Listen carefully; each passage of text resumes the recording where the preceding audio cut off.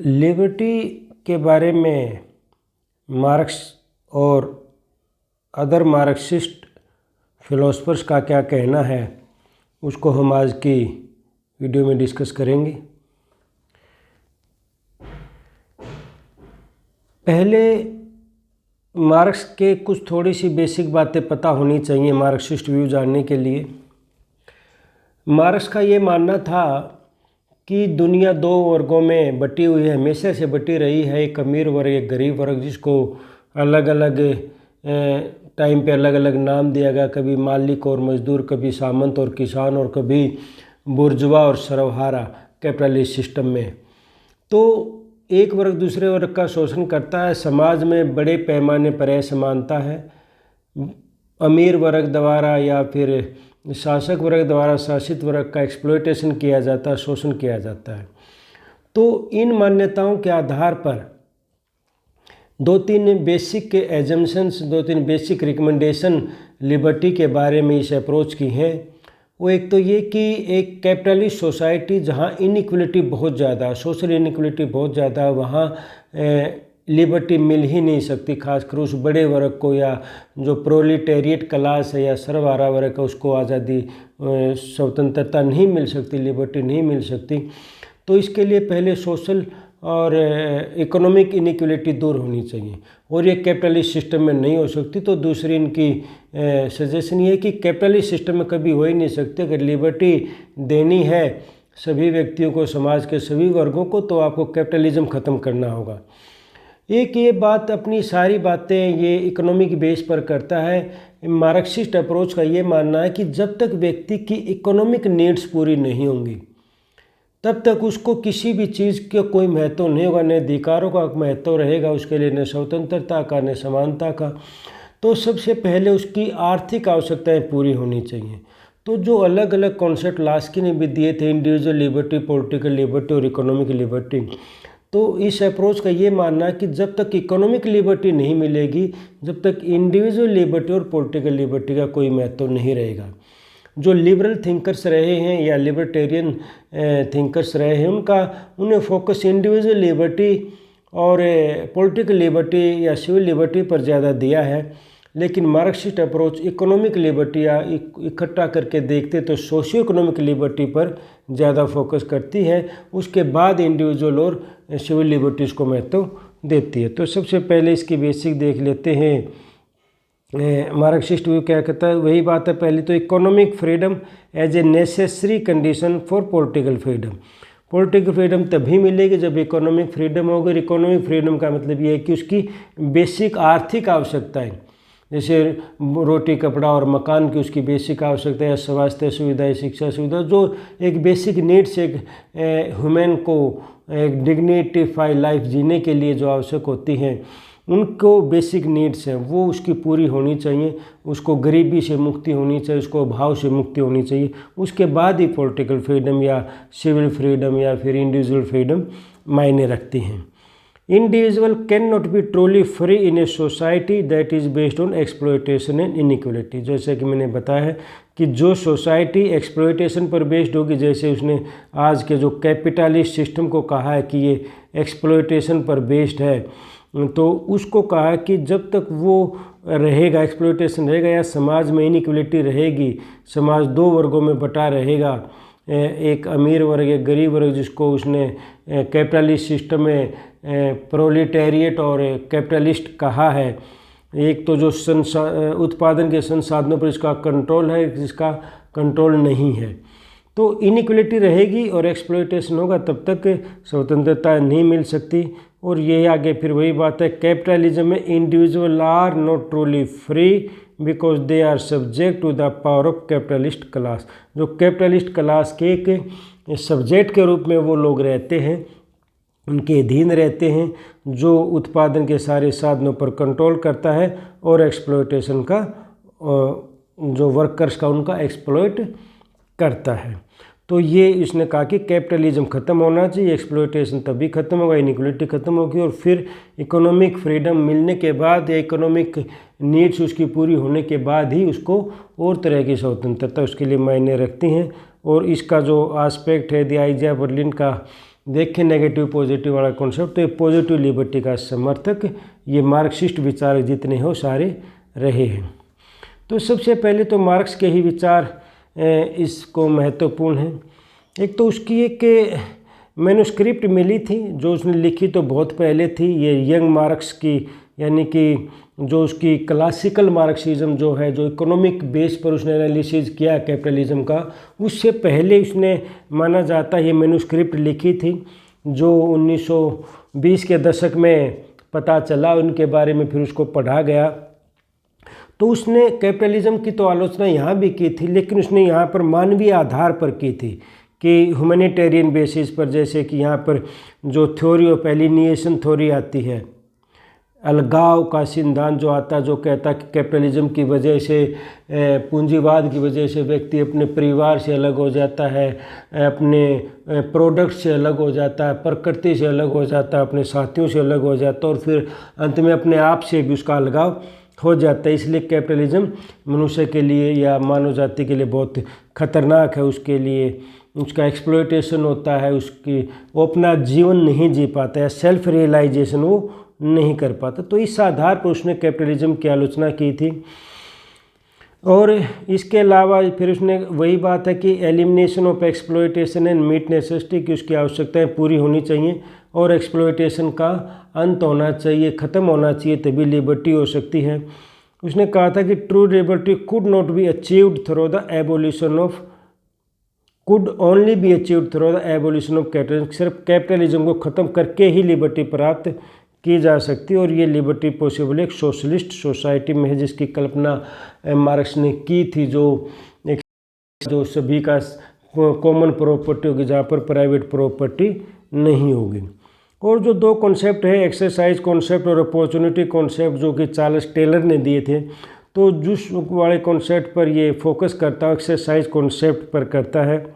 ये भी दो हिस्सों में बांटता है, इन्हीं को अलग अलग नाम देता है, जिसको एक नाम देता है फ्रीडम फ्रॉम और दूसरे को कहता है फ्रीडम टू। तो फ्रीडम टू वाला कॉन्सेप्ट ये एक्सरसाइज कॉन्सेप्ट है, और फ्रीडम फ्रॉम वाला कॉन्सेप्ट अपॉर्चुनिटी कॉन्सेप्ट है, या ये नेगेटिव लिबर्टी की बात करता है, और ये पॉजिटिव की बात करता है। तो ये पॉजिटिव वाली लिबर्टी या एक्सरसाइज कॉन्सेप्ट का मार्क्स समर्थन करता है और कैपिटलिज्म का विरोध करता है, और एक असमान जो इनइक्वलिटी बेस्ड सोसाइटी है उसमें कहता है ये संभव नहीं है, और इकोनॉमिक आवश्यकता है पहले पूरी होनी चाहिए, इकोनॉमिक फ्रीडम पहले होनी चाहिए, फिर ये मिलती है। तो ये मार्क्स ने कहा है। अब इसके बाद एंटोनियो ग्राम्शी एक इटली का महत्वपूर्ण विचारक हुआ है। तो इसने जो है एक नया आधार दिया कि एक नई जो एक्सप्लॉयटेशन का एक नया तरीका बताया कि इस तरह से भी एक्सप्लॉयटेशन होता है। उसने एक कॉन्सेप्ट दिया था हेजीमनी कॉन्सेप्ट, आइडियोलॉजिकल हेजीमनी, जिसका सामान्य अर्थ ये है कि जो बुर्जुआ क्लास है या जो कैपिटलिस्ट क्लास है, उसने अपनी आइडियोलॉजी को, अपने वे ऑफ लाइफ को या अपने आइडियाज़ को इस तरह से फैला दिया है या उनको इस तरह से सिखा दिया है कि वो अब उन्हीं के अनुसार सोचने लगे। जो प्रोलेटेरिएट क्लास है उन्हीं के अनुसार सोचने लगी, उन्हीं के वे ऑफ लाइफ को ठीक मानने लगी, या वही जो डेफिनेशन देते हैं लिबर्टी की या इक्वलिटी की उन्हीं को मानना शुरू कर दिया। तो अब उन्होंने शोषण का ये तरीका अपना लिया कि उनके विचारों पर, उनकी लाइफस्टाइल पर, उनकी कल्चर पर उनकी हेजीमनी हो गई है। हेजीमनी उनका प्राधान्य हो गया है कि वो अब जैसा वो चाहते हैं कि ये सोचें, उसी तरह से अब प्रोलेटेरिएट क्लास सोचने लगी है। फ्रीडम का भी मीनिंग जो वो बताते हैं वही ले दिया, वही ये मानने लग गए हैं और अपनी फ्रीडम का वास्तविक अर्थ भूल गए हैं। तो stress the importance of cultural and ideological hegemony shaping people's ideas about freedom. तो फ्रीडम के बारे में क्या आइडिया होगा, ये उन्होंने ही हमारे विचार या जो सर्वहारा क्लास है, जो सामान्य वर्ग है, जो शासित वर्ग है, उसके विचार उसी तरह से बना दिए हैं। According to his view, bourgeois ideology has been so successful in shaping the way people think about liberty that even the working class has internalise these values, यानी कि उन्होंने ही आकार दिया, उन्होंने ही बताया कि लिबर्टी क्या है और अपने अनुसार डिफाइन किया, और सर्वहारा वर्ग ने उन्हीं के बताए अर्थ को मानना शुरू कर दिया है। द स्ट्रगल फॉर फ्रीडम, इसलिए जो आज़ादी के लिए स्ट्रगल है उसमें बिल्कुल डोमिनेंट कल्चर को ट्रांसफॉर्म करने के लिए संघर्ष होना चाहिए और उसकी जगह एक नई कलेक्टिव कॉन्शियसनेस आनी चाहिए। तो इसने लिबर्टी, इसने जो हेजीमनी है उनके आइडियाज़ की, उस हेजीमनी को तोड़ने की बात की है अगर वास्तव में लिबर्टी चाहते हैं तो। लुईस अल्थुसर के विचार भी इसी की तरह मिलते जुलते, ग्रामशी की तरह, वो भी कॉन्सेप्ट ऑफ आइडियाज़ को, लिबर्टी को डीपली इंटरवीन करता with the concept of ideology की, इस आइडियोलॉजी का और लिबर्टी का लिंक देखता है। He argue that under capitalism the ruling class uses ideology to maintain its power and hegemony over society, कि रूलिंग क्लास है अपनी आइडियोलॉजी का प्रयोग करती है अपनी सत्ता को बनाए रखने के लिए और हेजीमनी सोसाइटी में अपना दबदबा बनाए रखने के लिए। The ideology not simply A set of ideas, उसने कहा जैसे आइडियोलॉजी को जब डिफाइन करते हैं उसको सेट ऑफ आइडियाज़ जो बिलीफ्स कहते हैं to describe the social phenomena in a particular way और the political phenomena in a particular way, तो ये कहता है ये सिर्फ सेट ऑफ आइडियाज़ या बिलीफ नहीं है, सिर्फ विश्वासों का, विचारों का समूह नहीं है। वो कहता है system of representation and practice, ये इसमें एक जिस तरह से रिप्रेजेंटेशन होता है, प्रैक्टिस होती है, वो भी एक इसका पार्ट है, सिर्फ विचार नहीं, उनके प्रैक्टिसेस भी पार्ट है, जिसको देखकर लोग उन्हीं की तरह उसको ही नेचुरल मानने लग जाते हैं, उन्हीं के अनुसार अनुसरण करने लग जाते हैं। That work neutralise capitalist social relations, और वो इस तरह से पेश किए जाते हैं कि कैपिटलिस्ट जो सिस्टम है नेचुरल लगता है, ये नहीं लगता है कि गलत है या एक्सप्लॉयटेशन पर आधारित है, बल्कि हम उसको नेचुरल या उसको सही मानना शुरू कर देते हैं और इससे उसका जो एक्सप्लॉयटेटिव नेचर है कैपिटलिस्ट सिस्टम का वो ढक जाता है। हम उसको नहीं समझ पाते कि किस तरह से हमारा एक्सप्लॉयटेशन हो रहा है, क्योंकि हमने उस सिस्टम को उनकी बनाई हुई अवधारणाओं को ही सही मानना शुरू कर दिया। तो इसके विचार उसी तरह से जिस तरह से ग्रामशी ने कहा था कि किस तरह डोमिनेंट क्लास जो है वो अपने विचारों को इस तरह से फैला देती है कि उसको सच मानना शुरू कर देते हैं।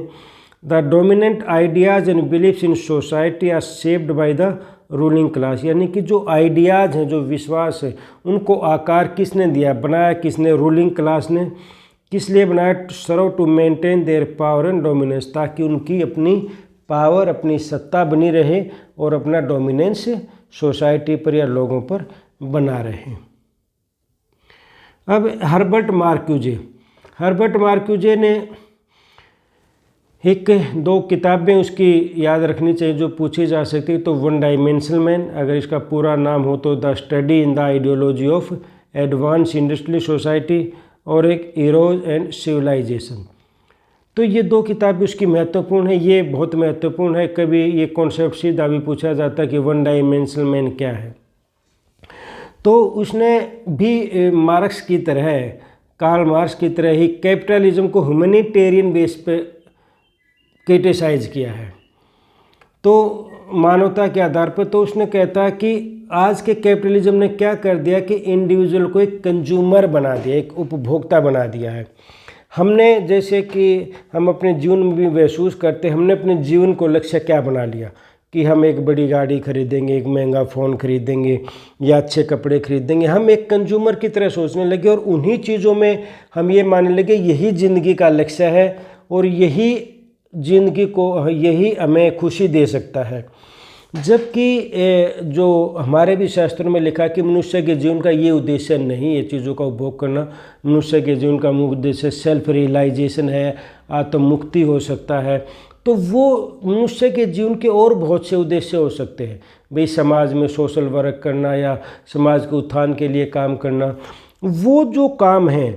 अब इस कैपिटलिज्म ने मनुष्य को एक इतना उपभोक्तावादी बना दिया कि वो अब इन्हीं चीज़ों में खुशी ढूंढता है और इन्हीं चीज़ों को अपना जीवन का लक्ष्य बनाता है वो, और अपने सारे डायमेंशन, जीवन के बहुत सारे आयाम हो सकते हैं, बहुत सारे डायमेंशन हो सकते हैं।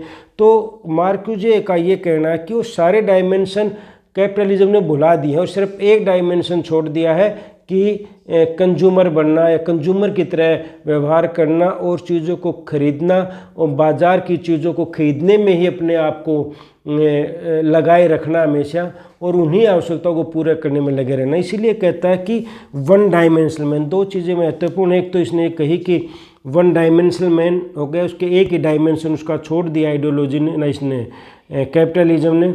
और दूसरा, इंडिविजुअल को उसने कंज्यूमर बना दिया है कि एक उपभोक्ता बना दिया, कि इंसान नहीं रहा बल्कि एक कंज्यूमर बन के रह गया, जो कि which is crazy for trivial material things, जो तुच्छ ये भौतिक चीज़ें हैं इन्हीं के पीछे हमेशा लगा रहता है और इन्हीं को अपने जीवन का लक्ष्य उसने बना लिया है।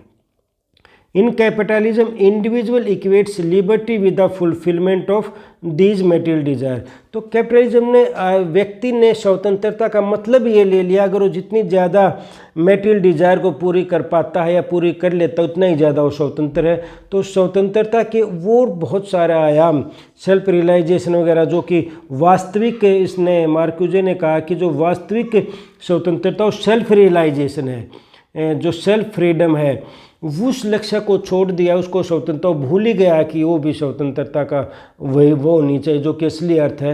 वो सिर्फ मटेरियल डिजायर्स पूरे करने में ही अपनी स्वतंत्रता महसूस करता है। तो इसने जो हीरोज और सिविलाइजेशन में उसने ब्लूप्रिंट भी दिया था फ्यूचर की सोसाइटी का, जो एक्सप्लॉयटेशन पर आधारित नहीं होगी, जहाँ मनुष्य एक उपभोक्ता नहीं होगा, जहाँ कैपिटलिज्म नहीं होगा, which elimination will be removed and freedom will be restored, जहाँ जो है उपभोक्ता जो है